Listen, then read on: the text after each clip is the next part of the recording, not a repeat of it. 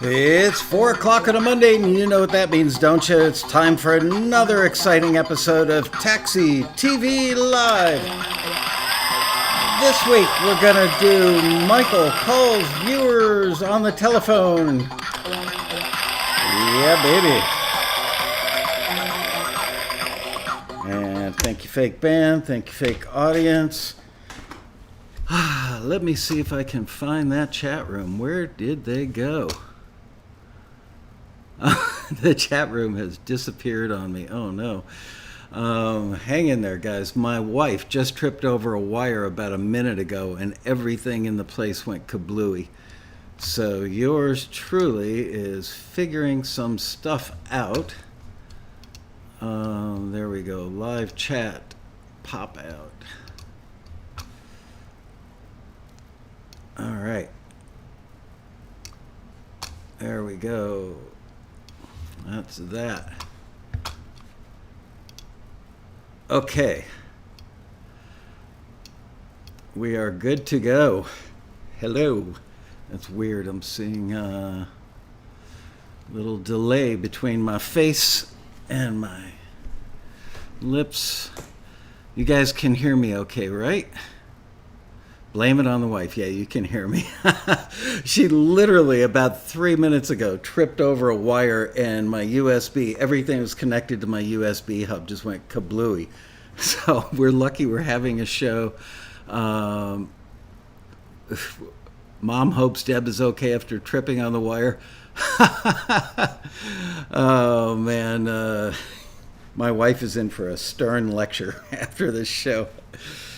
Oh, man. I've got to say, I'm unnerved. Before she tripped over the wire, I had my phone plugged into the Rodecaster to make sure I had good audio, and I was getting that little feedback loop with the delay and clicking everything. It seems to be under control, but it may come back. I don't know.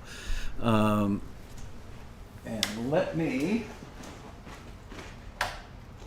open that door to get rid of that reflection. Okay.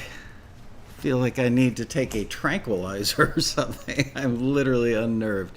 Hello, guys. Hope y'all had a great weekend. Hello, Ken Messford, Aaron Northern, Alan Hall, Peter Rahill, Darren Fletcher, Ulysses Carter, Edmund Red, Gloria Covington, Kristen Knight, Dan Weber, Pete Mason, Jesse J. Peck, Pierre Venio, Darren Fletcher, Crash Gates, Martin Gravel. Okay.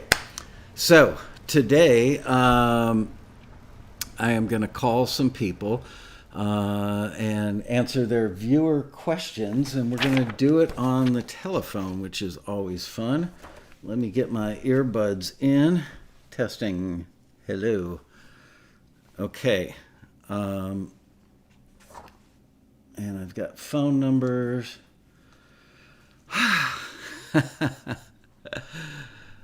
All right. What do I dial? Star 67 to make my phone number not show up, whatever they call that. I think star 67 will do it, right?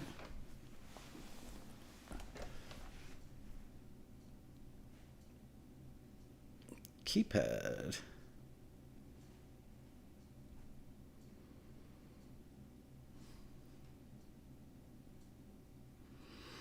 Okay. Giovanni Lanza, too far to be called. I'm sorry. Yep, star 67. Okay, let's call our first person, which is Mr. Glenn Letts.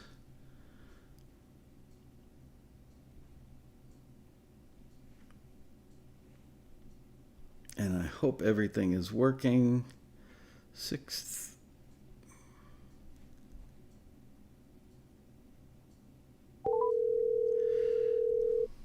All right.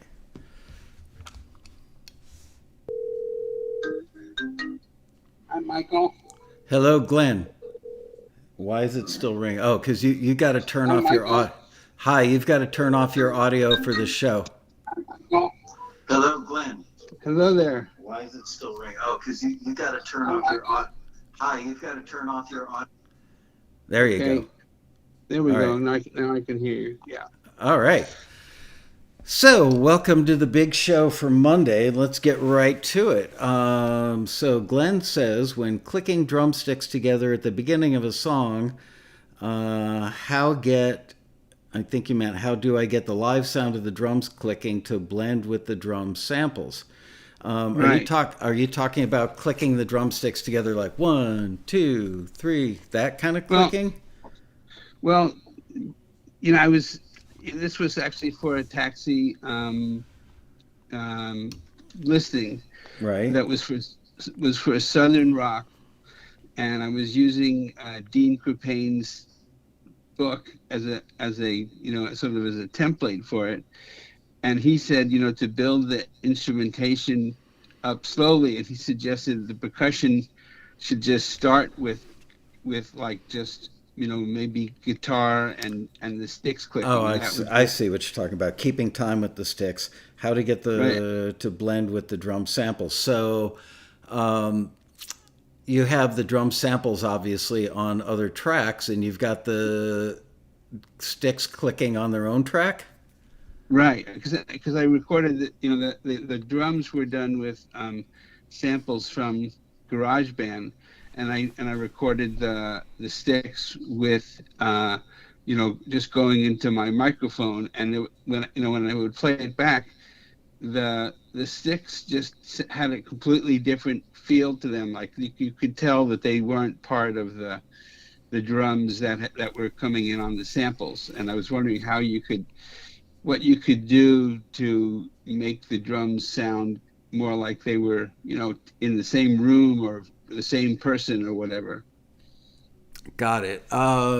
Yeah, that's probably because they were recorded in a different room, different microphones, all that kind of stuff. And honestly, any advice I give you on this would just be guessing on my part without actually seeing it. But do the drums sound like they've got more room than the sticks? Do the sticks sound like they're closer to the microphone or farther Oh, away?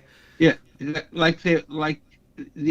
like they were in a different room, and they sounded just kind of louder, not it's a little bit hard to describe, but it just sounded like they were, recorded separately. It would have been like, Which they if you had were. made two different recordings almost.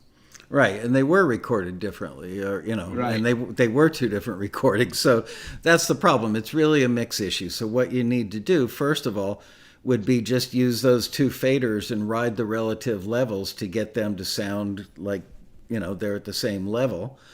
Uh-huh. And then I would take whichever sound you like. If the drums are roomier sounding and you like those, then you want to get the sticks to sound roomier.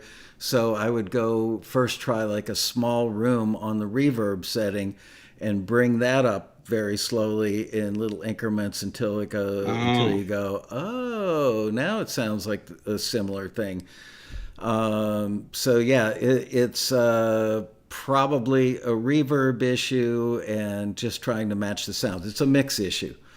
mix So issue. Okay. yeah, it's like recording somebody's voice in a very dry setting in a dry room, and then trying to punch in on that same vocal, recording that person in a very live room. It's going to sound Right. differently. So that's all you have to do is just I would start with a small room setting on your reverb and then just bring it up incrementally until you go, okay, that's it. Because if the drums are recorded in a more live room, getting rid of the liveness on an already recorded track will be virtually Yeah. impossible. Well, So the the drums were, samples from GarageBand. So I don't know how they do theirs, but right, but I mean, do the drums sound kind of like they were done in a live room? mm, I don't think so. They sound more like, I guess the best way for me to describe it is they sound like they are sort of electronic drums. Oh, okay. Yeah, well, again, it's going to come down to it's a mix issue. Maybe it's compression, maybe it's the reverb. Okay. But I would start with the level matching. First, you want to get the two levels to sound like they're close, and then Uh-huh. bring in the reverb on the sticks. Um, Without actually hearing it and being there, it's really Hmm. hard for me to give you Sure. anything other than just guesses. So let's move on to your second question: Is will there be mentor sessions at this year's road rally? no, there was just no, we thought about it, we talked about it, and we decided that it would be a technical nightmare. Let's say that we had 10 people that were available for mentor sessions, and they would be at various homes. And we would have to then disseminate the numbers of the phone numbers of the people wishing to be mentored, or even like a Zoom link or a Skype link. And we quickly ascertained that doing that, we would run into all kinds of technical problems, Sure. not the least of which would be, oh man, I'm sorry, I was at a dentist appointment and it ran over and I missed my mentor session. So now we're going to have, people from all over the world ostensibly reaching out to the taxi office going, oh, I blew my mentor session. Can you reschedule me for another one? Or I clicked the link and it didn't work. So we just decided there would be way too many problems like that, sad to say, that we would have no ability to control very effectively on the fly. So we decided not to do that this year. Let's blame COVID-19 for that. All right, on to your next question, which is, when I record a nylon string guitar in GarageBand and EQ it, why do the EQ settings seem to go away when I export to an MP3 file? I'm not that familiar with GarageBand, but now that I've got Logic, I'm getting familiar with workstations, and my guess is that you are in record mode when you're laying down the EQ. So it should be hypothetically, in practice, going to tape, and I say that with quotes around it, should be recording with that EQ. Maybe you don't have it set up so that the EQ is going to the record side and going to tape. Or maybe, I don't know, again, without sitting down with you and seeing it. But I can almost guarantee you that's the problem, is the EQ is probably not going to tape. And then when you switch out of record mode into mix mode, the EQ would have to be then going to the mix mode as well. Yeah, and Peter Rahill says, are you saving your settings? Maybe you're not saving it. And so therefore it's kind of ephemeral. It's there when you're using it, but it's not being saved that way to tape. So there's that. I'll have to look into that. All right. Well, there you go. Sorry I couldn't be more helpful on the record stuff without actually sitting down with you. No problem. I'll invite you over. You can hang out here at the house and we can work on it together. All right. Well, good talking to you, Glenn. Take care. And thanks for the question. You're welcome. Thank you. Bye-bye. Bye-bye. All right. All right, the next one is from Betsy Brightboard. Let me call Betsy.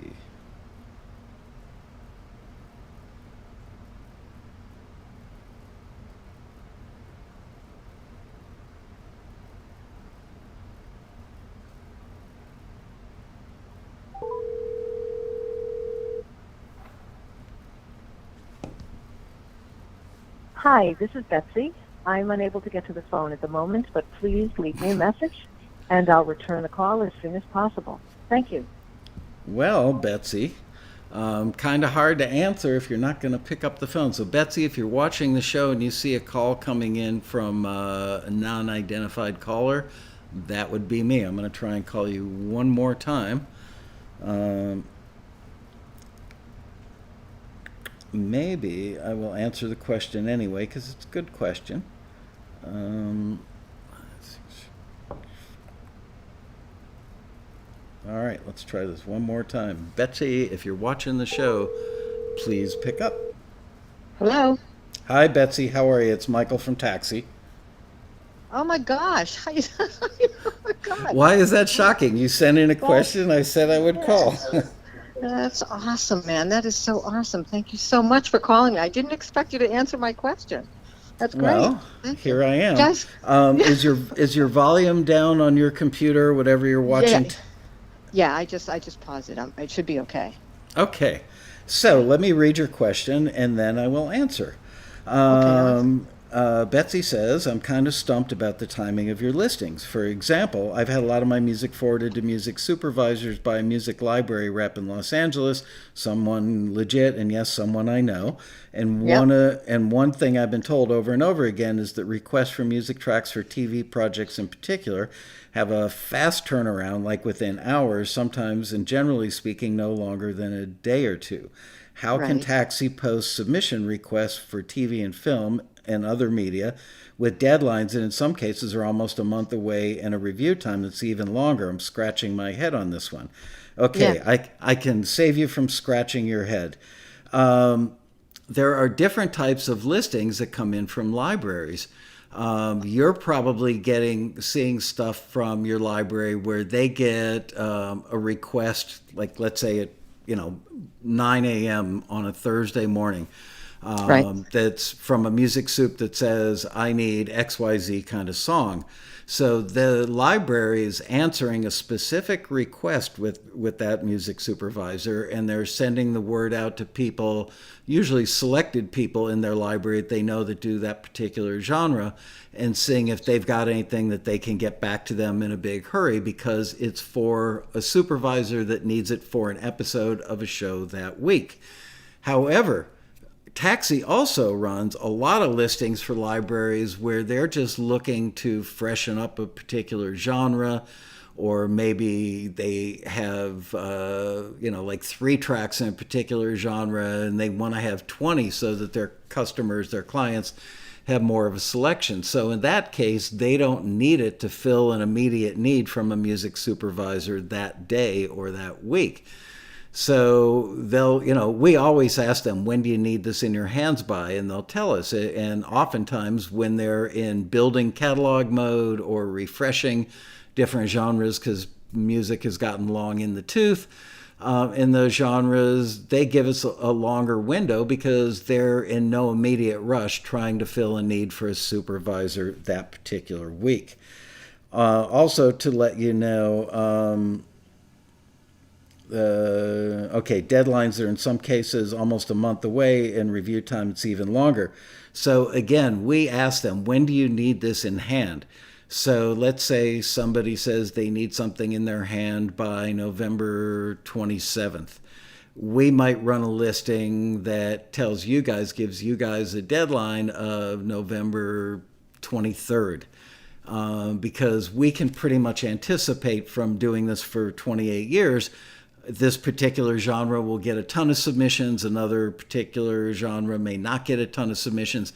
So we actually do the math in advance, say, okay, this one's for singer-songwriter. We know we're going to get a ton of submissions, so then we will back out the deadline date that we present to our members, giving ourselves enough of a window. Let's say we estimate that we're going to get 250 submissions for a singer-songwriter thing.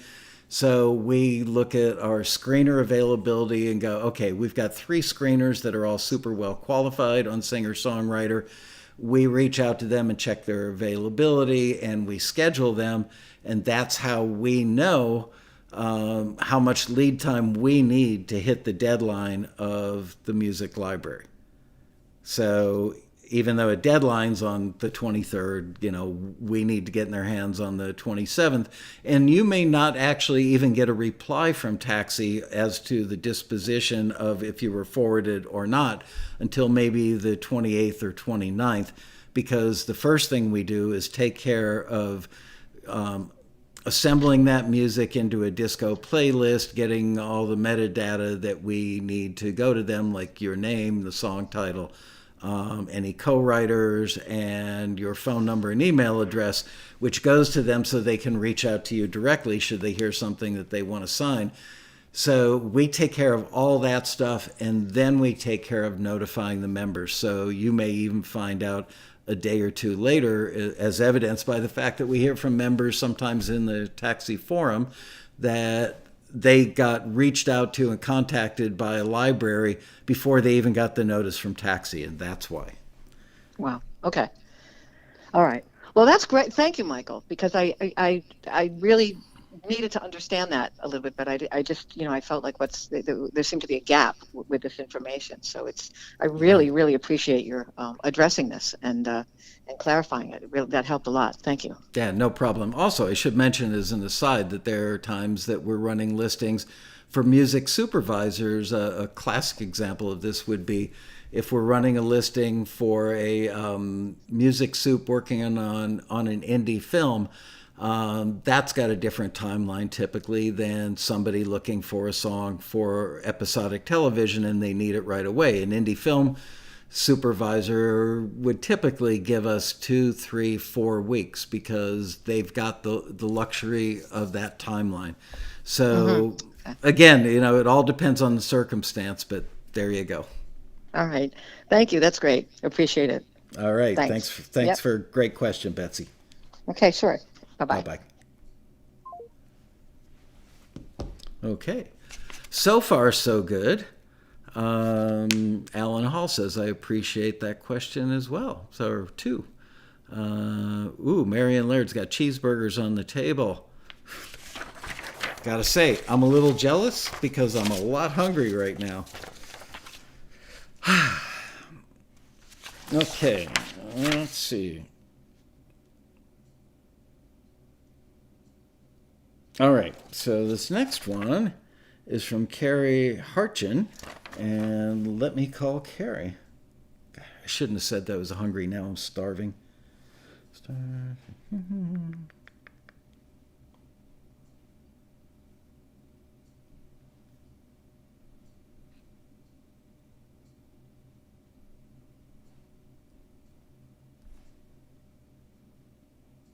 We're sorry. The party you are calling does not wish to talk to callers who block their number. If you wish to reach this party, please hang up and place your call again without blocking your number. That ain't gonna happen. I can't be giving out my phone number. People be calling me at midnight going, I've got a submission to make and I'm gonna miss the deadline. Eat some chocolate coffee beans. Well, look, Nancy, I just happen to have some right here. Carrie, are you in the chat? Are you watching the show?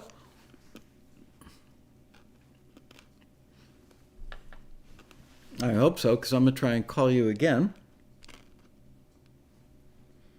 Sorry, I know it's rude to eat in front of you, but I'm so hungry.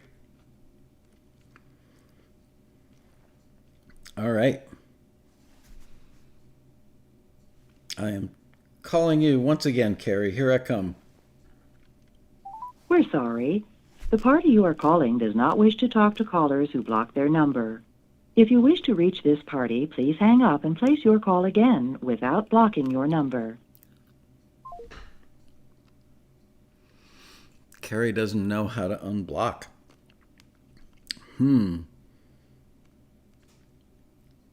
Well, if you want to figure it out and let us know later that you've figured it out, you might want to Google or something. I'm not appreciated. All right. Anyway, Carrie, if you can figure that out, please let us know in the chat, and I will try really hard to get back to you later in the show. All right. Next up to bat is Wendy Landers. I don't even know what it says on your end when it shows up. It says like a unidentified number or something like that. So if anybody watching the show today that submitted a question sees an unidentified caller coming in, that's me.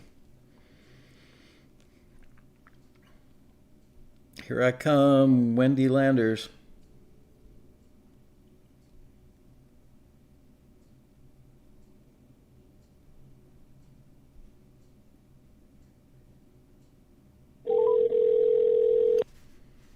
Hey, Mike, this is Wendy. Hey, Wendy. Yay, you're there. Awesome. Mm-hmm. Nice to speak to you.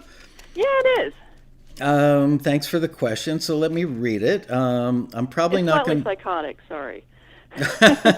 That's all right. So is the person answering the question. I'm probably going to reach my goal of 100 submissions this year. Yay. Wow, that's impressive. Good work on that. I still have a small amount of forwards, 3. A few submissions I'm still waiting to hear back from. what would be a good submission goal for next year? I don't know that I can arbitrarily just pull a number out of thin air. Are you making music full time right now? It's still part-time. But I didn't know if, cruising around, 100's like a couple of cues a week throughout the year. And I didn't know if that was a good cruising altitude, so to speak, or if I really, should actually be doing more than that. I actually don't know. I can't say that any of our successful members who I know really well have ever said to me, this is my number. This is a magic number. If you do this many tracks a week, then you're bound to have success. Obviously, quality and being on target are the most important things. So I would say you wouldn't want to sacrifice quality or being on target in exchange for cranking out a number. I have noticed that if I do a lot, they get better, though. Well, that's good. You know why? Because practice makes perfect. I've always said that I may still be in that phase. Yeah, the more you do, the faster you become with your gear, the more you learn about EQ, like knowing, that a bass guitar on your rig will always sound better if, you add a little 100 hertz to your bottom end. And so you It hasn't been that long ago since I was doing a cue a month. Okay. So, wow. And I knew I needed to get faster than that. Right. Definitely faster than that. But if you're doing a couple a week and you're still in the early stages of doing this, I think that you're doing miraculously well for somebody at your level. Frankly, I know people who are pros that maybe they're professional in the quality of what they do and the speed with which they work, but they're not doing it full time, and so they can only get to a couple a week. But if you're already doing that and you're not full time, good job. All right. That sounds good to me. Appreciate it. All right. That was an easy one. Thanks, Wendy. Okay. Good to talk to you. All right. Bye-bye. Bye-bye. That was easy. Okay. Time for a chocolate-covered coffee bean. Sorry, the beans are crunchy.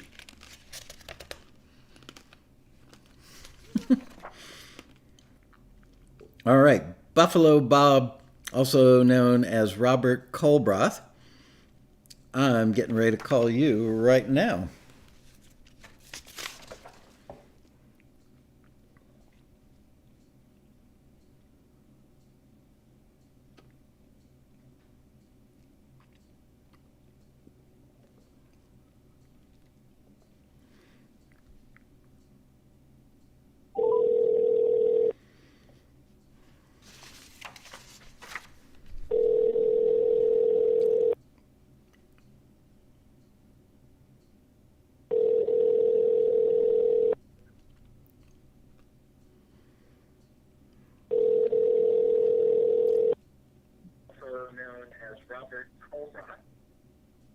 Hello? Yes, sir. Hello, Robert. How are you? Good, sir. It's an honor to talk to you. Well, thank you. An honor to speak to you as well. Is the volume down on the video of the show that you're watching? Yes, sir. Yes, sir. All right. Well, let's address this question. And the question is, do you think some music is timeless? I recently sent 3 songs to a listing that were not forwarded because the reviewer didn't think they fit the listing enough. But the reviewer told me how much he liked certain things about all 3 of the songs and said it would be a good contender for other briefs on 2 of the songs. These particular songs I recorded almost 30 years ago, protest stuff, and the way the world has become, they have more meaning now than then. Any thoughts? Thank you for your time. From Buffalo Bob. Well, thanks for that question. It's a great question. Yes, some music is timeless. Obviously, we've had a lot of success. Our members have had a lot of success. I mean, countless times that members of ours who are older that recorded stuff back in the 50s, 60s, and 70s, and they still have those recordings around, and we have been able to get that stuff to a couple of publishers we work with that specialize in getting vintage recordings out to the industry. And the reason that the industry likes vintage recordings, even though they know that the sound is not going to be as good, the recordings won't be as good in general, is because of the authenticity factor. And the producers of TV shows or movies will reach out to these libraries that specialize in vintage music because they want the vibe. And I've talked about this before in the show, but I'll bring it up again today, which is it's so kind of easy to tell when something was recorded. Let's take the 70s.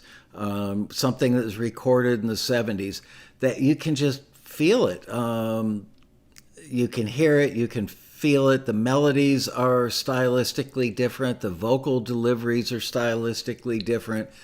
The subject matter of the vocals and the way the lyrics, the way the lyrics are written was different in the 70s than it is now.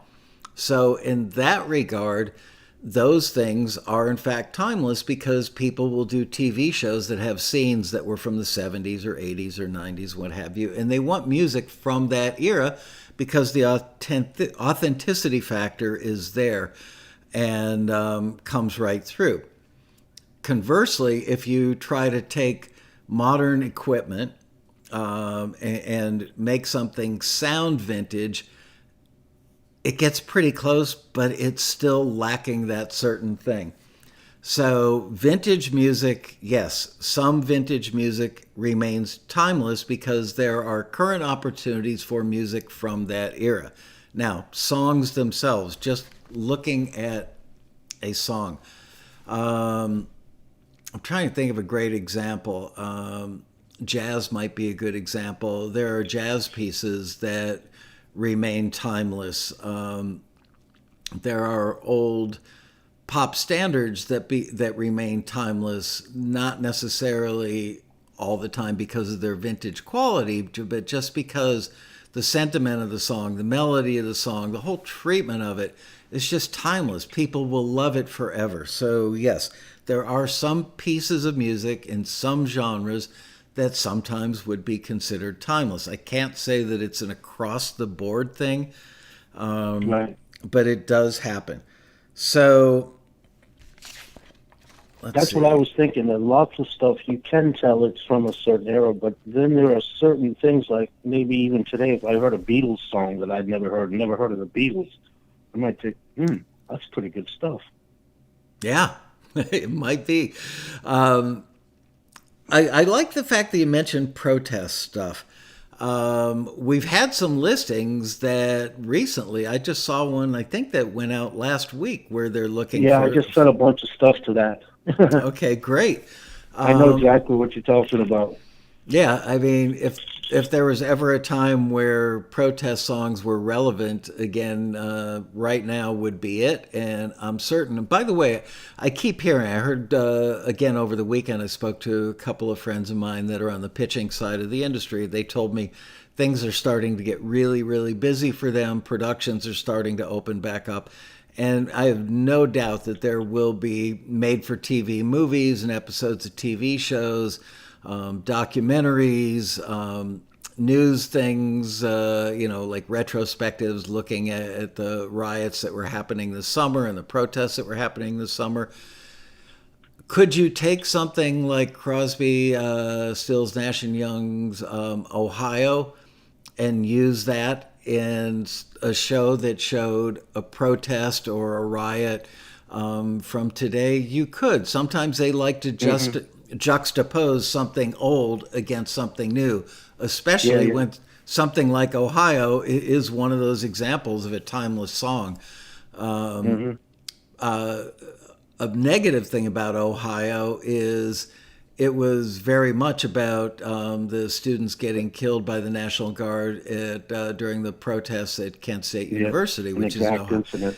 Right. So that because it's so particular and so specific, you probably couldn't use it, although the editor might just take a section of the song that doesn't mention Ohio.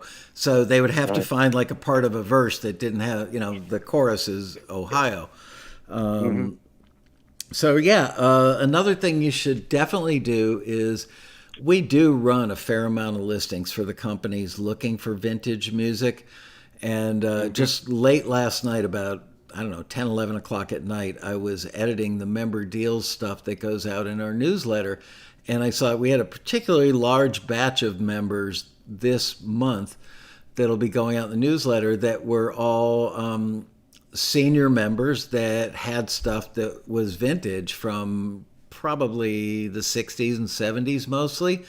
And it put a huge smile on my face. Nothing more exciting to myself and the staff at Taxi that when we hear about somebody that's had a piece of music sitting around for, 30, 40, 50 years, thinking that that music would never, see the light of day. And lo and behold, not only does it get signed by a publisher that specializes in vintage music, but it ends up getting a placement in a TV show and they make a few $1,000. That to me is just awesome. Plus, more than anything, it's really validating for the people that knew that they had written and recorded something really good back in the day. And here we are decades later, and it's good enough that it makes sense for somebody to put in their TV show. So keep your eyes open for those vintage listings. As a matter of fact, I already made a note for tomorrow for me to call the people in the A&R team at Taxi to ask them when the last time we did a broad general, do you have anything vintage, no matter what genre and what decade. We do that probably 2 or 3 times a year for one of our favorite vintage publishers. More often than not, they're looking for specific stuff, but they do give us permission to just run a general catch-all kitchen sink listing looking for anything vintage a few times a year. So hopefully one of those will be coming up in the very near future. But yeah, protest. I hope so. Protest, man, you can't go wrong with that right now. Yeah. I did an album in mid-'90s called American Crime, and most of it is protest stuff. Great. So, all right. Well, good I'm luck. hoping maybe it's my time. I hope so. Believe me, nothing delights us more. We had a member who was in his 90s that wrote music in the middle of like 1945, 46, 47. Had this stuff sitting literally in a drawer on a shelf wherever for many decades, like 60, 70 years. We hooked him up with a publisher that specialized in vintage music, and this very elderly gentleman started getting placements like crazy. And over like the last 10 or 15 years of his life, he probably had on the order of like 25 really good placements with his music. So there you go. I hope the same. Sorry? Yeah, thank you so much for calling me. I'm honored, sir. All right. Thanks, Buffalo Bob. Good to talk to you, and thanks for the question. Okay. You take care, sir. Thank you.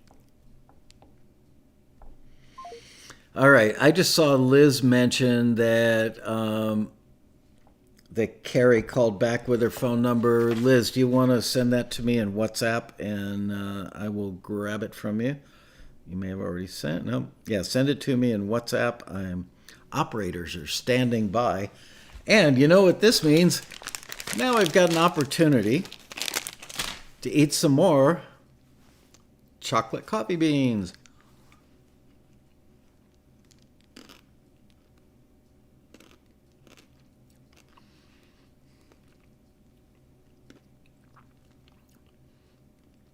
What's buffering? The show is buffering? Oh, no.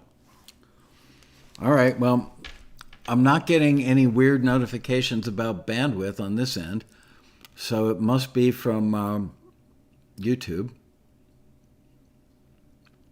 Am I calling Australia today? No, sorry.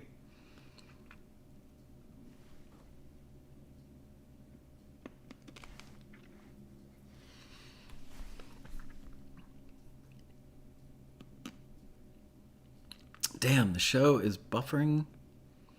Oh, it's buffering for some people, not for others. Yeah, that's definitely a network thing.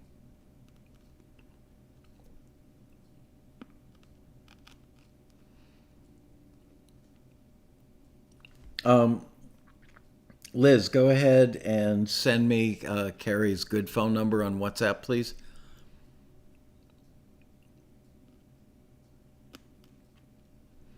Nancy Kalel's on a diet over there, eating Kettle corn, I guess, cooked kettle cooked jalapeno potato chips and a cherry Coke.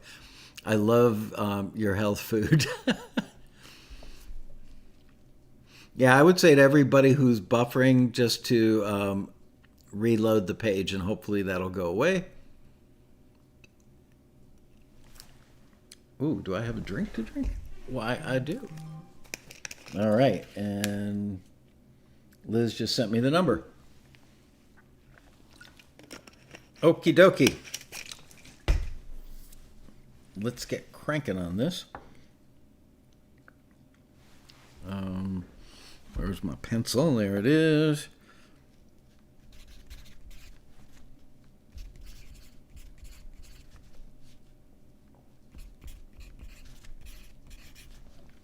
Okay.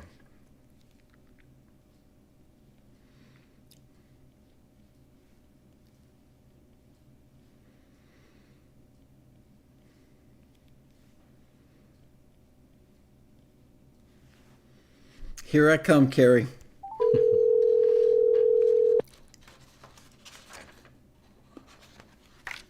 Hello. Hello, Carrie. How are you? I'm good. How are you, Michael? I'm good, thanks. All right, so let me read your question. Thank you for submitting it. Hi, as a newcomer to the Taxi family, I'm about to make my first submissions. While I'm always hopeful, I'm also aware that I have a tremendous amount to learn. Good attitude. So my question is it in any way counterproductive or self-sabotaging to submit tracks which do not get forwarded by Taxi to other less discerning libraries? No, I'd say probably not. I got to think about this for a second. No, I mean, we've definitely had members that have had stuff not forwarded by Taxi that have reached out to, as you so aptly put it, less discerning libraries. Not that we're a library, but they reach out to less discerning libraries that will take stuff. They're just not picky about what they take. So people then send us an email, well, your screener didn't forward this, but I got it picked up by a library. And then when we find out which library it was, we go, oh, that's because they'll pretty much take anything that sounds remotely like music. So is there any negative for you? If the stuff that Taxi didn't forward is so kind of underdeveloped and not quite good enough yet that it probably, if I were you, I would just keep reworking those pieces until you get them to be good enough to be forwarded. By sending them out to the less discerning libraries, it will be very heartwarming and satisfying for you when they offer you a deal and you'll go, look at that, I've got a publisher. I understand that, I do. And it's good to feel good about, some sort of accomplishment like that. However, now your stuff is out in the public view. I wouldn't say there's a tremendous risk, but there's some possibility that somebody someday, when you get better and have stuff in better, higher quality libraries, and they may go online to look at some of your other work and they may Google your name and they may hear that older, less good music in some of these, as you call them, less discerning libraries and go, ooh. I don't think that's a big chance. Is it a 2%, 5%, or 10% chance? Probably. Is it a 50-50? Nah. So, maybe do it with a couple, but I wouldn't do it with a lot. Okay, well, that's exactly what I wanted to hear.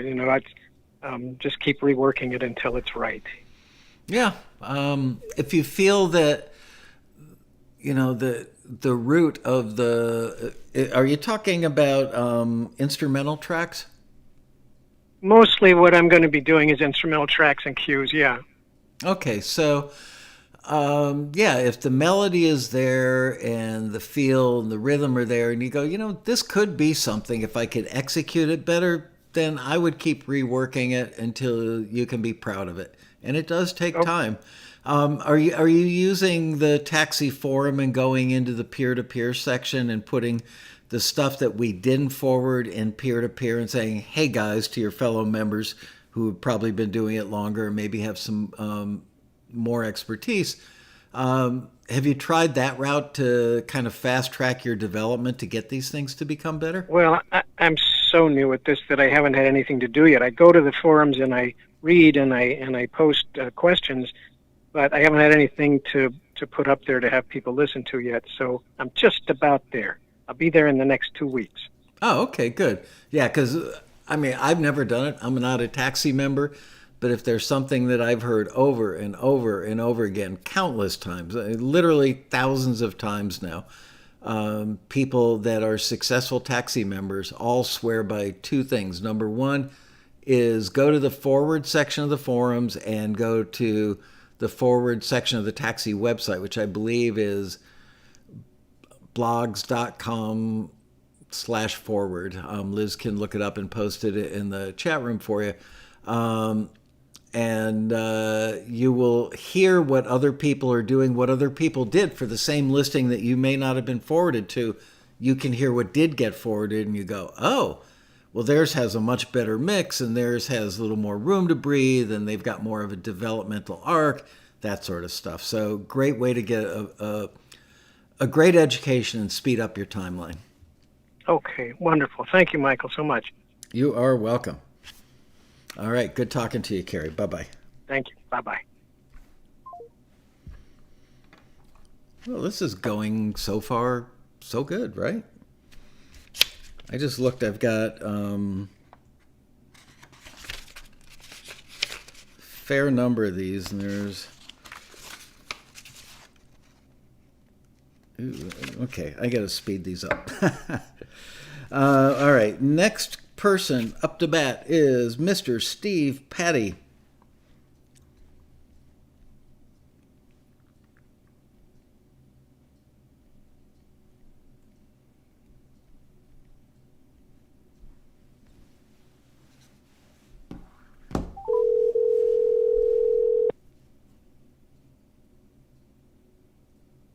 Hi, this is Steve. Hey, Steve. It's Michael from Taxi. How are you? Hey, Michael, how are you? Thanks for calling. Oh, you're welcome. Thanks for the question. So let me get right to it and answer it for you. And Steve's question is, can a music supervisor look at a waveform of a song on SoundCloud or on the Taxi members homepage and know if it's usable or unusable? If so, what should the mastered waveform look like? It doesn't have so much to do with the mastering, although a healthy level on the waveform is good. If they see something where it's like a 1/16 of an inch high, they know that the volume of what's in the file is going to be really, really low. I can't say that they would out of hand go, oh, this is really low volume. But if your levels are low in comparison to other people's waveforms, just know that when a music supervisor or library owner is listening to a list of stuff that we've sent them, when they get to something that's low in volume, they're probably... it's like looking at a picture that's got less vibrant color than the one before it and after it. It just doesn't look as good. Liz, can you post not the link to the forum, but post the link to the Forwards blog? All right, so, but here's the really salient part of the answer to your question. When music supervisors or library owners look at a waveform, what they're looking for oftentimes is to see if there are stops and starts, if there are edit points. They might even look at like the back 30% or 10% of the waveform to see if there's a little more activity, a little more level, like did this thing build to a climax, which obviously wouldn't be the case for like a banjo cue or, an acoustic cue or maybe a string quartet cue, but it would be applicable to something like an orchestral cue or a rock cue or something like that. So they tend to look for, are there edit points which show up pretty clearly? in waveforms, and do I see something that shows some sort of developmental arc? Okay. All right. Nice. All right. Well, Okay. thanks for answering that question. Appreciate it. You're welcome. Thanks for hitting me with a good question. I think other people probably wondered that as well. So thank you, Steve. Thanks. I'm looking forward to the road rally in a couple weeks too. I'm looking forward, as I always do, to the last minute of the last day when I can go, okay, it's over. Thanks. We'll see you online for the rally. And don't forget, everybody who's watching, the Taxi Road Rally is coming up November 6th, 7th, and 8th online here at this YouTube channel. 3 days of 8 hours per day of programming. It's going to be awesome. Thanks, Steve. Take care now. Awesome. Thanks. You too. Bye. Bye-bye. Wow, it's so fun hearing the voices of the people that, normally I would only see you typing. Okay, done with that one, done with that one. Done with that one.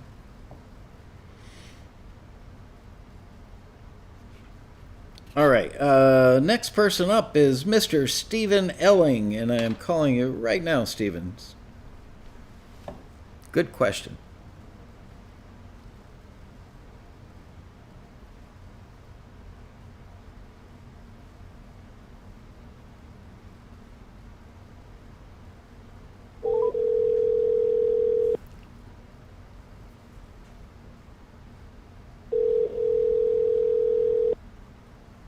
Hello.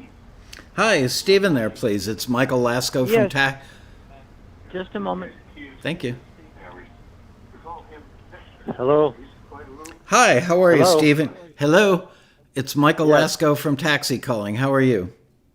Hey, Michael. How are you? I'm good, thanks. So I just saw your question. We're live on the show right now, and I want to answer your question for you, which I think is a really good question. Good. Yeah, That's great. Stephen asked, are screeners less likely to forward a taxi member's work if they have little experience with sync contracts? And the answer is the screeners have no idea if you're experienced in sync contracts or not. They base their decisions on two criteria and two criteria alone. Number one, is the music of high quality? And number two, is it on target for what the company asked for? So your experience with sync contracts means nothing to the screeners, nor does it mean anything to the rest of the taxi staff. However, there are some companies that are now saying to us, please, ask your members not to submit if they're not familiar with how things work. And the reason is, oh, can you mute the computer on your end? Yeah, I did. Okay, great. So there are some companies that will say, please don't submit to this listing if you're not familiar with kind of the industry norms for what sync contracts are all about. And the reason for that is that there are times when we forward somebody's music because it's really good and really on target, and the library owner reaches out to the member and says, hey, I love this piece. I'd love to sign it to my library. Let me send you a contract. And the member will say, oh my gosh, I don't want to sign an exclusive contract. Well, the listing said exclusive, and it is an exclusive contract, so there should be no surprise there.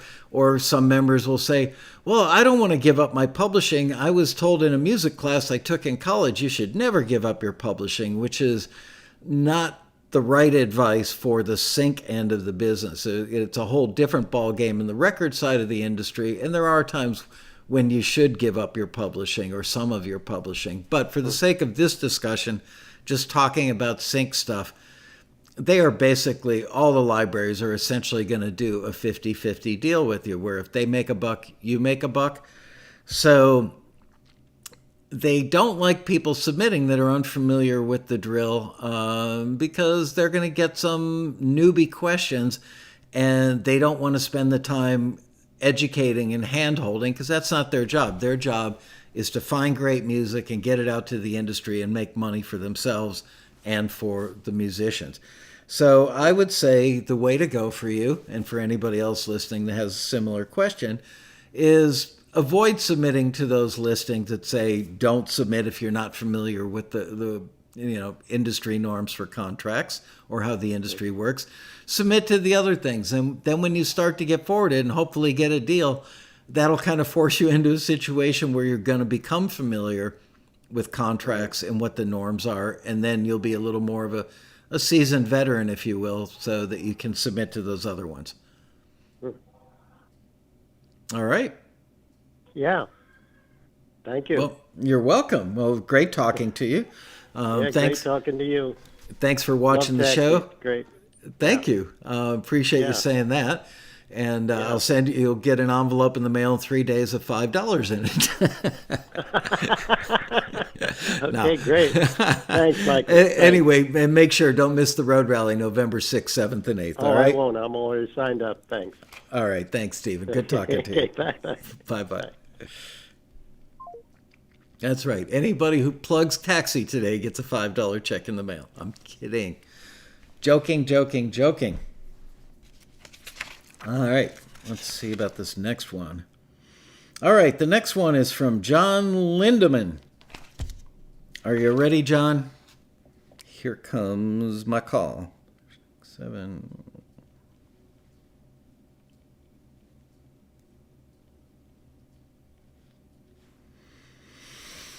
One ringy dingy.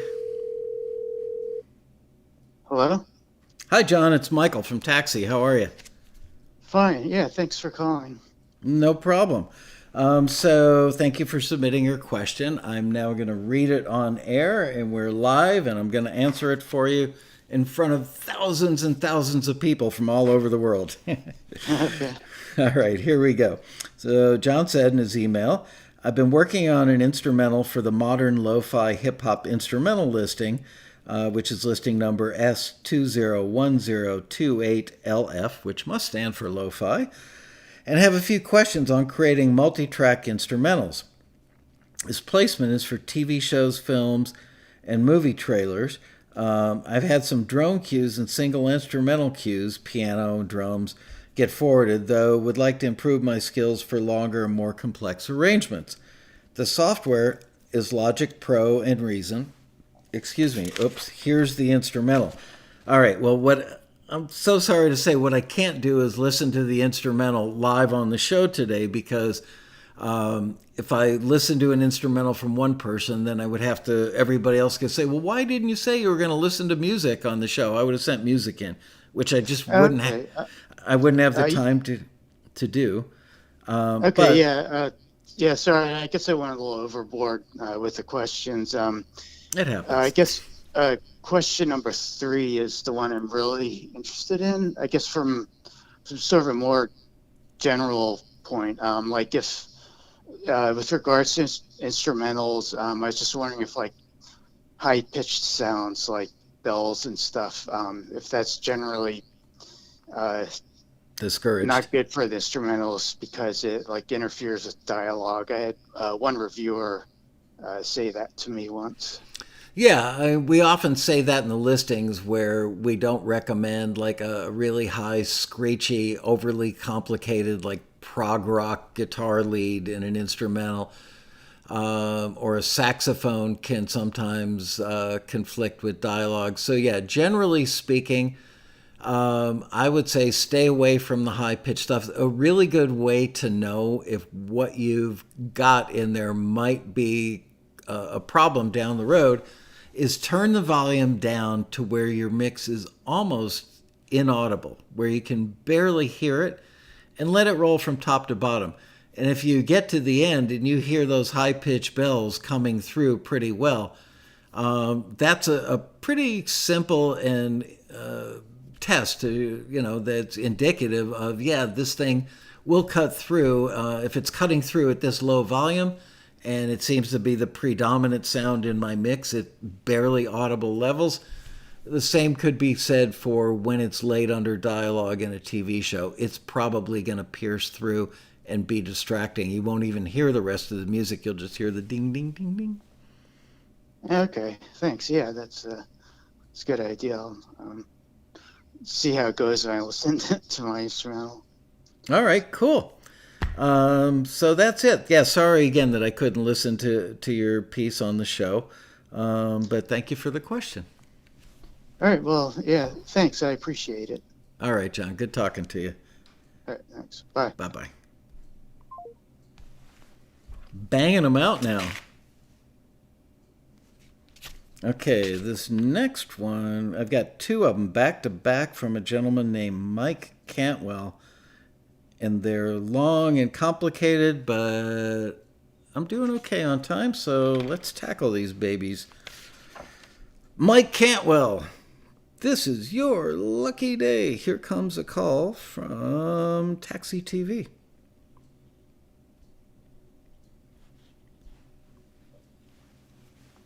Party you are trying to reach does not accept calls from numbers with caller ID blocked.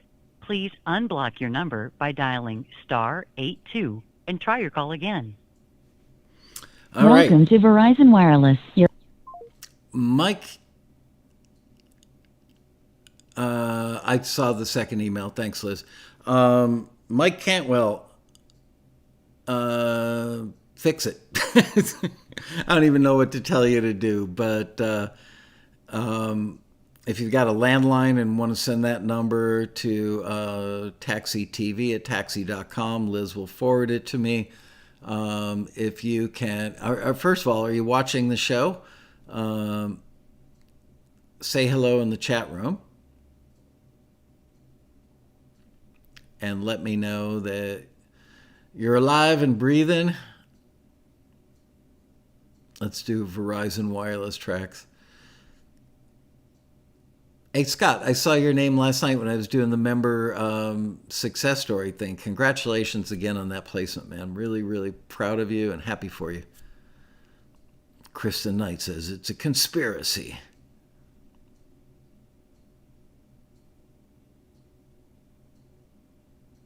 Mike Cantwell, are you there? I hope so, because I was going to fill up the whole last half hour of the show with his questions.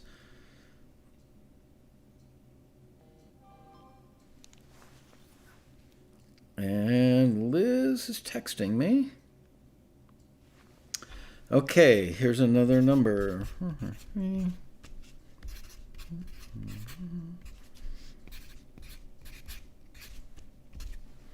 All right, let's try this number.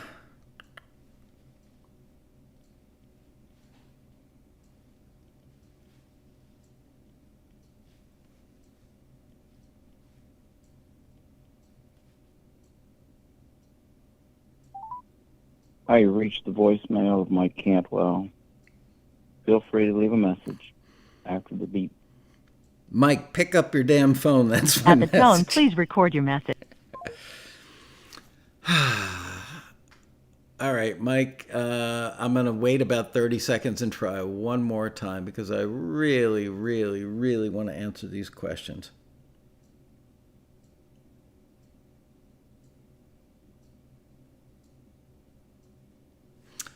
You know what this means, don't you? It's time for another chocolate-covered coffee bean.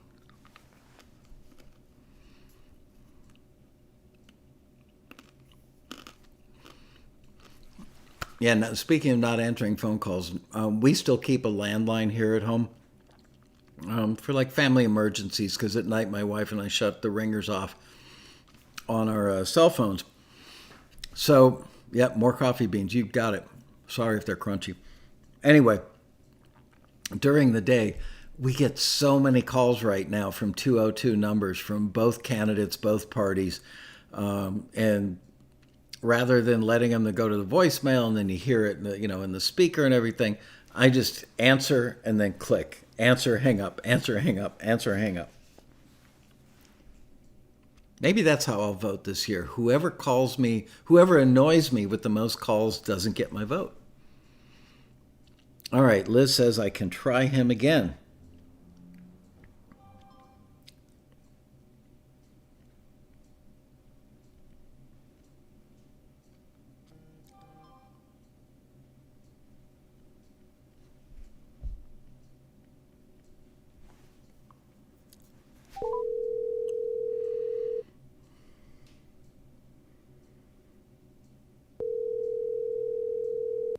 Hello, Michael. Yep. Hey, Mike Cantwell, how are you? Very good. And that would be Xfinity blocking the other phone Okay. number. Yes. Well, everybody watching the show today, send Xfinity a poison pen letter on Mike Cantwell's behalf. Sign his name. I'm kidding. Yes, they're trying to cut down on spam calls. So Got they set this up. Well, they should definitely include the 202 area code so all those political calls don't come through. But it is election season. All right, so here's question number 1 from Mike. Why is Taxi so nuts about being the exact length of instrumental submissions? First of all, let me say it's not about the exact length. It actually says, I wish I had a listing printed out laying around, but listings will say something like about 90 seconds to 2 minutes, give or take. So it's not exact. We're giving you this is what the companies tell us. They, when they reach out to us to run a listing, we ask them all kinds of questions because we want to give you guys as much information as we can and give it to you as accurately as we can. So if they say, yeah, we're looking for dramedy cues, and we'll say, assuming it's the first time around that company, if we've worked with them before, we already know what their standards are. So, they'll say, like 90 seconds, and we'll say, okay. So then we put in about 90 seconds, give or take. So that means, it could be like 87 seconds. It could be 81 seconds. It could be 94 seconds. About 90 seconds, give or take. So, 2 indications that that's a ballpark, but it doesn't have to be exact. And my question was that other A&R companies don't mention that at all. Right, which to me, I don't want to mention the company's names. No, that's fine. That's fine. On air, but I can tell you from knowing them for a very long time and looking at their listings and stuff, that just means they're not being thorough. They just want submissions. And some of these other companies, again, not mentioning any names, actually split the submission fees with the listing company. So their goal is to get as many submissions as they can. And I personally wonder, if they care at all about how good the stuff is. Is it good enough to be forwarded? Are they going to make deals for these people? I don't know. Maybe they do, maybe they don't. This is conjecture on my part, but based on 28 years and a vast amount of experience, if I'm a library and I run a listing with brand X other company and they send me stuff that's 19 seconds long, I'm going to go, well, that's not very professional. Or if they send me something that's 5 minutes and 32 seconds long, I'm going to go, what the hell were they thinking?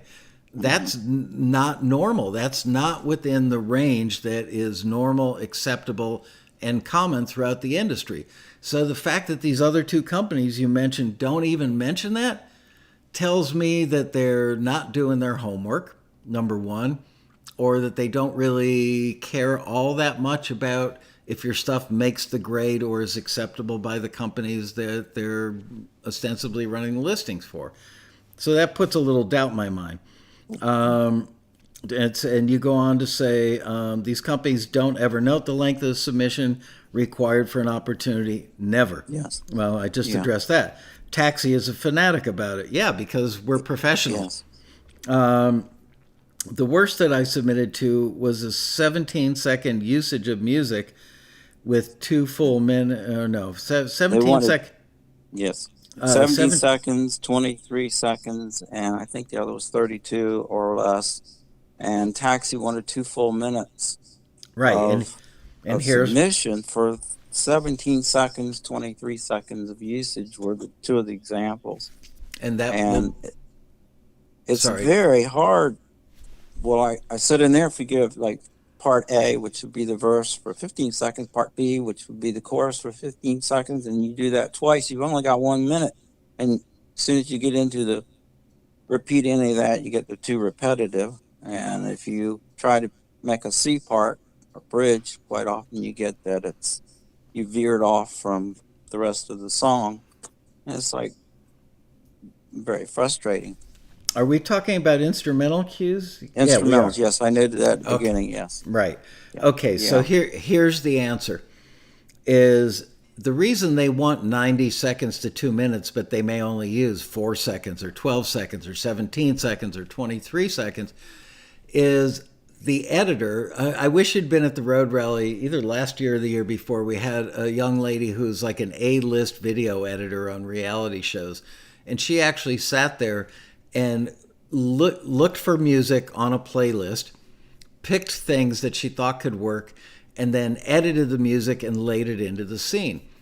One of the things that, I mean, frankly, not to sound egotistical, I already knew this, but I think that the 1,000 people sitting in the ballroom went, oh, now I see why they want, 90 seconds or 2 minutes. It's because they look for different parts within it.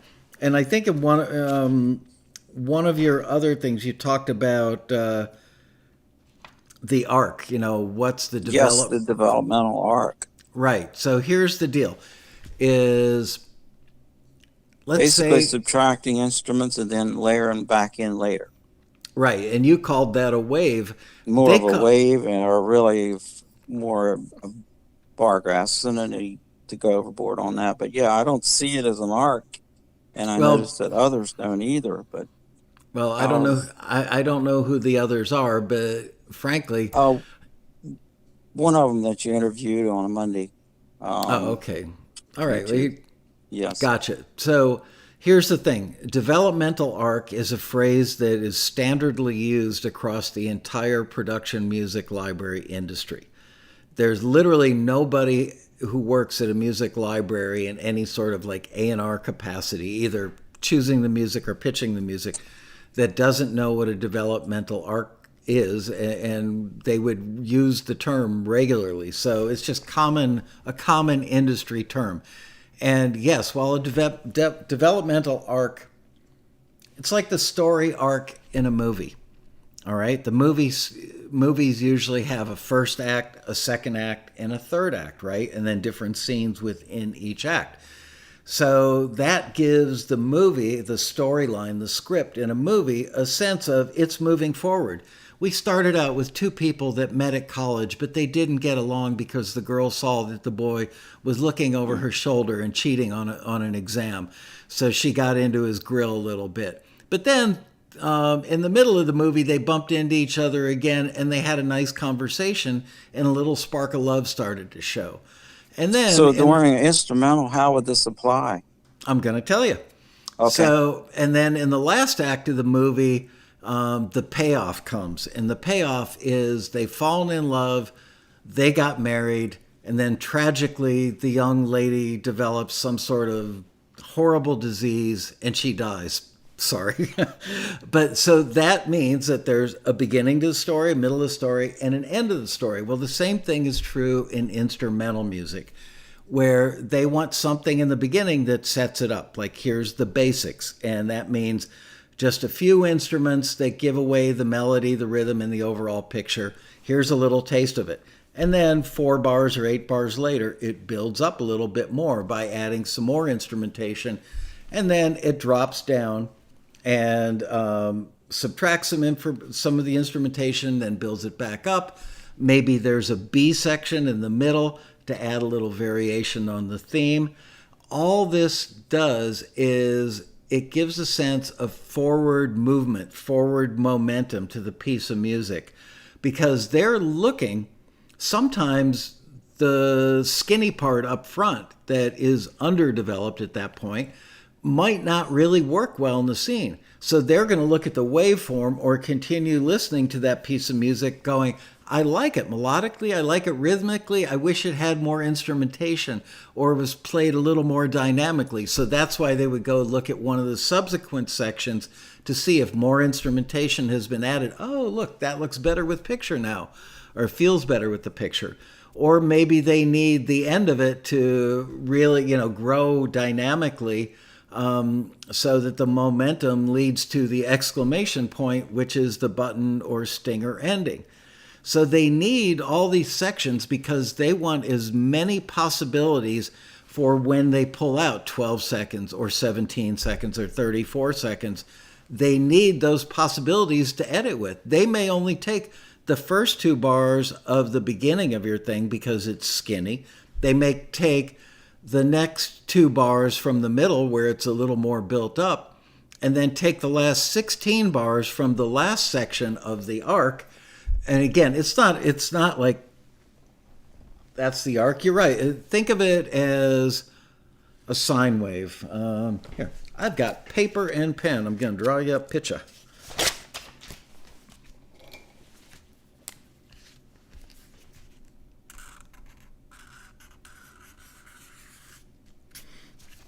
All right. So there's the beginning of your arc. And you're right. You build it up, drop it down, build it up. This may not be the best picture in the world, but you can see at the end, it's bigger, it's more dynamic, and it's gone somewhere.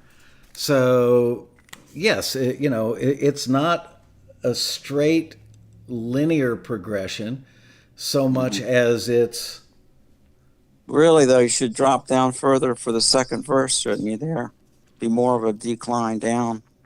It really all depends on the genre and your instrumentation and stuff. I mean, again, how... Do you watch a lot of TAXITVs? And yes. Are you on the... Yes. Thank you for that. Are you on the Taxi forum? I've looked at it, yes. Because, something you could do would be go on the forum and go to the peer-to-peer section and post a piece before you send it in and say, hey, guys, I want to make sure that I've got the right kind of developmental arc, that this thing has a sense of building and moving forward. What do you guys think? And get feedback from members who are experienced and will give you honest and good feedback.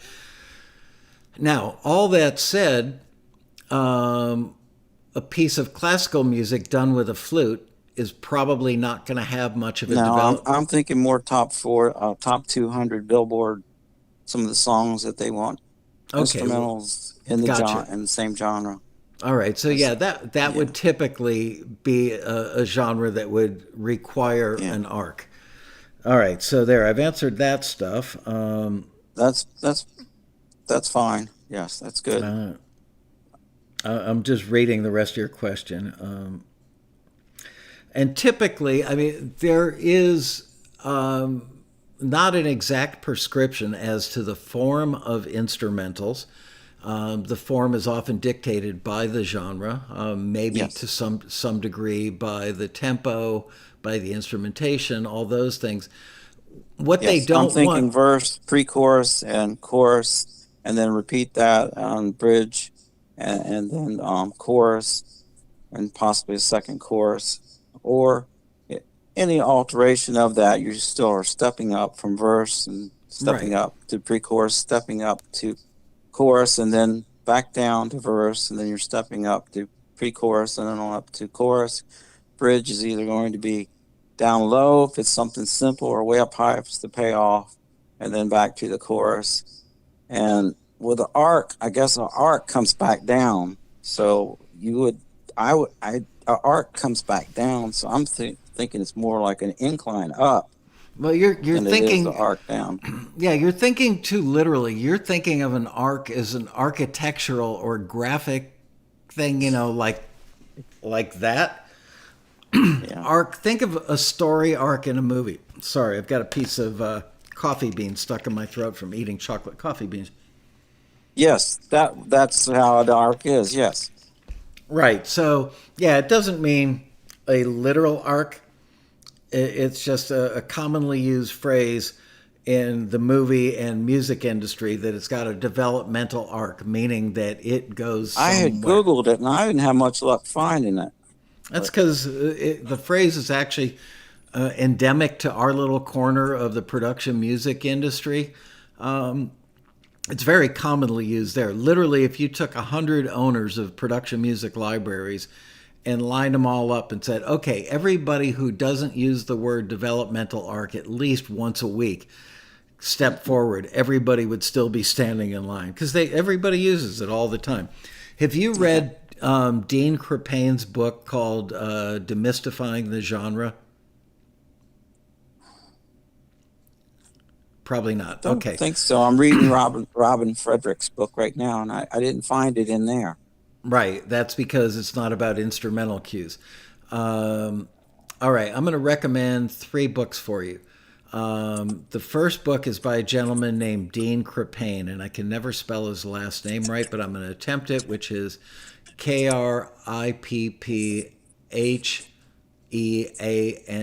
or something like that. He's got 2 books. One is called Demystifying the Cue, and the other one is called Demystifying the Genre. Liz is posting links in the chat room right now for you. All right. And the other book is by a gentleman named Steve Barden, Barden. And I don't have a copy of his book right here, but it's called something like Creating Production Music. If somebody could help me out with the title of Steve's book, I'd really appreciate that in the chat room.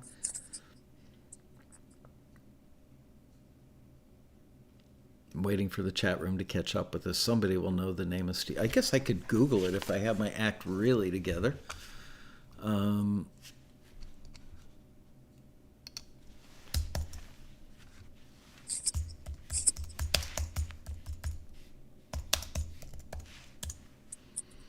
Okay, Steve Barden's book is called Writing Production Music for TV, The Road to Success.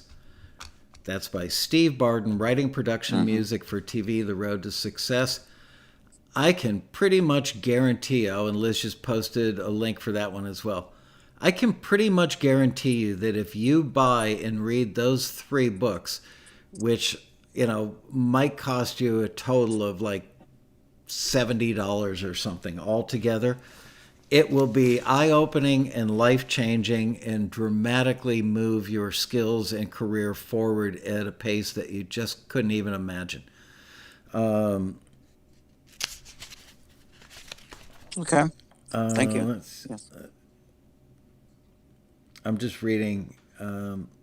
You can skip the rest of that. That's fine. We can move on to somebody else. Yes, all right. That's fine. Well, thank you. Yes. Great questions, and I just trust me, Mike, that when you read those books, you will be thanking me for the rest of your life because they're going to change your life. I can guarantee you that.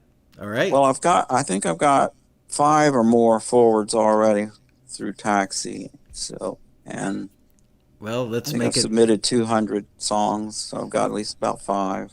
Well, let's make it next year. Let's shoot for a goal of like 70 forwards out of 200. Let's get you up to like, I mean, that can happen. You just, Oh, yes, certainly. You got to, I don't mean to be smart, but you got to learn to play by Taxi's rules. Well, here's the thing.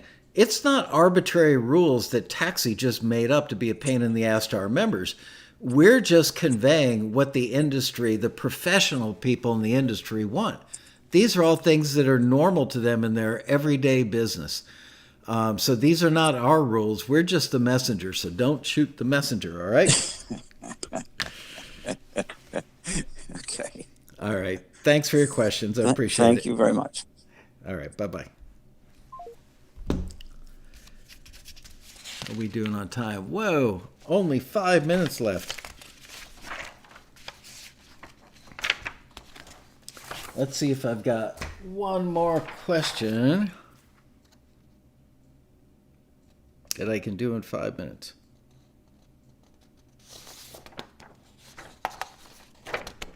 Honestly, I can't. There's a 3-part. Oh, you know what? I'll take this one. Brad Gray.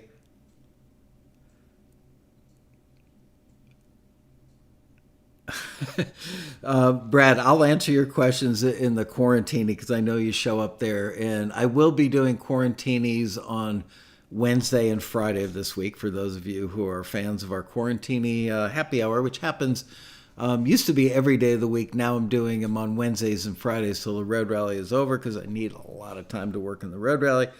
So I will answer Brad Gray's questions on Wednesday's episode of Quarantini Happy Hour. And right now, rather than making the phone call, because I've only got 4 minutes left, I'm going to answer a question from a gentleman named Alan Frederick. I'm a bit confused about Taxi's reference to broadcast quality.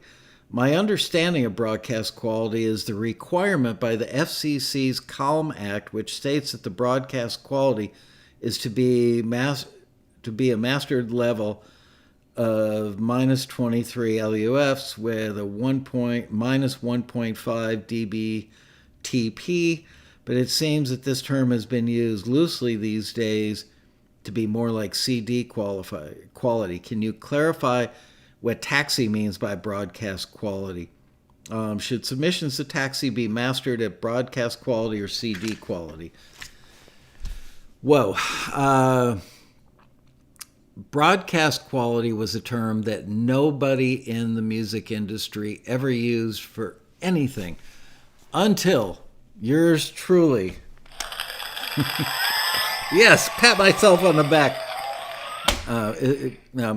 In all seriousness, when I first started the company, we were always looking for music for the record industry. And the record industry wanted stuff that was master quality, like done in a major recording studio and sounded like a record. So then we started getting in, I think it was around our second year in business, we started running listings for people that needed stuff for film and TV. And they knew that they weren't going to be able to get something that sounded like it was recorded at the record plant or Criteria or, you know, one of the big famous studios at the time. But they wanted stuff that sounded pretty darn good. So I happened to be reading a magazine one day, like a broadcast magazine about the TV industry, and I saw, I think it was a Panasonic camera, and it said broadcast quality in a small format. I went, broadcast quality. That's what I'm going to start calling music that was done in home studios that is well recorded and well balanced and well mixed, and therefore it's broadcast quality, meaning it's good enough that it can be broadcast in the context of placed in a TV show. Has nothing to do, when we say broadcast quality in listing, we are not talking about minus 23 LUFs with a minus 1.5 dBTP. That stuff is, I mean, healthy levels, good bottom end, good top end, no distortion unless it's intentional. And then broadcast quality also is inclusive of, do the vocals sound good? Do the vocals sound appropriate for this kind of music? It could be some sort of loose indie singer-songwriter thing that the vocals are loosey-goosey and indie sounding versus a pop hit that sounds like Christina Aguilera sings it. So whichever the style of music is, your vocal needs to be appropriate and well executed for that style. Sometimes that may mean for the loosey-goosey indie stuff that you're a little bendy and pitchy in places because it adds to the vibe and the character and the texture of the vocal. If you're submitting pop stuff that sounds like Christina, it better be really on pitch and a great vocal performance. So that goes into the stew that is broadcast quality.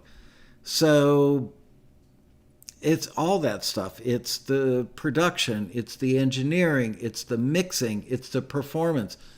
All that goes into the stew, which is broadcast quality.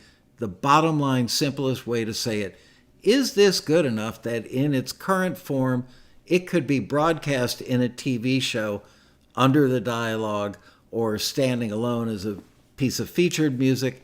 Is it broadcastable, as somebody said the other day? So there you go. Scott Hansen closing us out with an off-color joke. My wife is bendy and pitchy in the morning before coffee. Was P were you going for the letter B in that?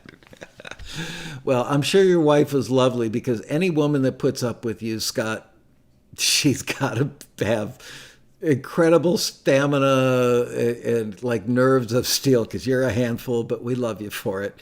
So that's it. I hope this was helpful, you guys. Did you like this format of calling people and getting real live Taxi members on the show?